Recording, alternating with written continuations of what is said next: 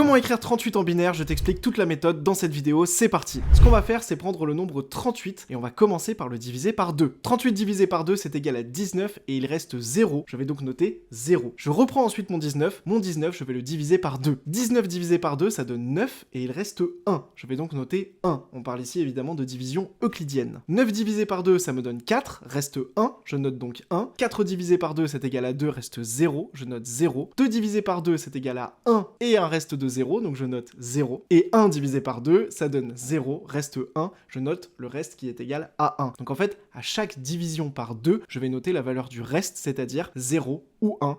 Et je vais noter ça dans l'ordre. Et ensuite, pour écrire 38 en binaire, du coup, c'est super simple. Je reprends les différents restes que j'ai notés et je les mets dans l'autre sens, c'est-à-dire que je pars de la fin. On avait donc à la fin un 1, puis 0, puis 1, puis 1, puis 0. Donc en fait, 38 en base 2, c'est égal à ça. Ce qu'il faut savoir, c'est que c'est toujours la même méthode, toujours les mêmes questions qu'on va te poser dans les contrôles, et si tu veux avoir des bonnes notes en NSI première et terminale, c'est ce genre de méthode que tu dois absolument maîtriser. Si c'était pas clair pour toi, il n'y a pas de souci, tu cliques sur le lien dans ma bio et tu crées ton compte gratuitement pour déchirer ton année en NSI.